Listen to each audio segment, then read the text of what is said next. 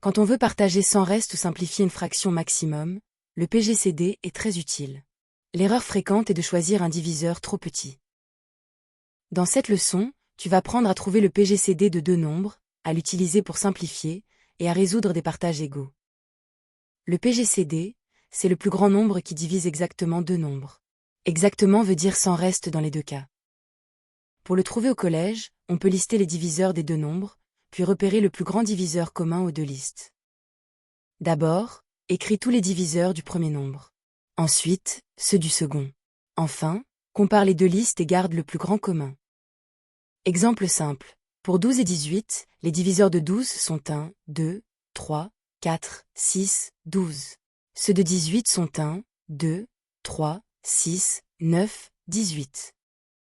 On compare maintenant les diviseurs communs. Ils sont 1, 2, 3 et 6. Le plus grand est 6, donc le PGCD de 12 et 18 vaut 6. Exemple avec une fraction. Pour simplifier 18 sur 24, on cherche d'abord le PGCD de 18 et 24. Les diviseurs communs ont pour plus grand 6.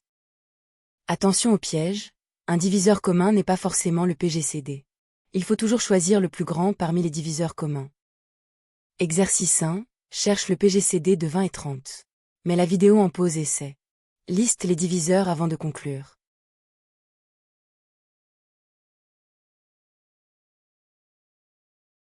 Les diviseurs communs de 20 et 30 sont 1, 2, 5 et 10. Le plus grand est 10, donc le PGCD vaut 10. Exercice 2, simplifie la fraction 14 sur 21. Mets la vidéo en pause et essaie. Commence par chercher le PGCD de 14 et 21.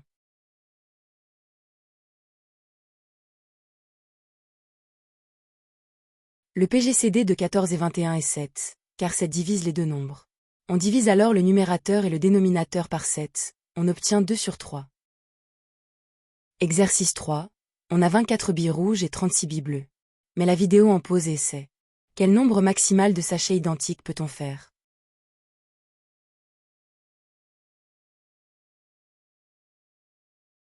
On cherche le plus grand nombre de sachets qui partagent 24 et 36 en reste. C'est le PGCD de 24 et 36, qui vaut 12. À retenir, le PGCD est le plus grand diviseur commun. Il sert à simplifier des fractions et à résoudre des partages égaux sans reste.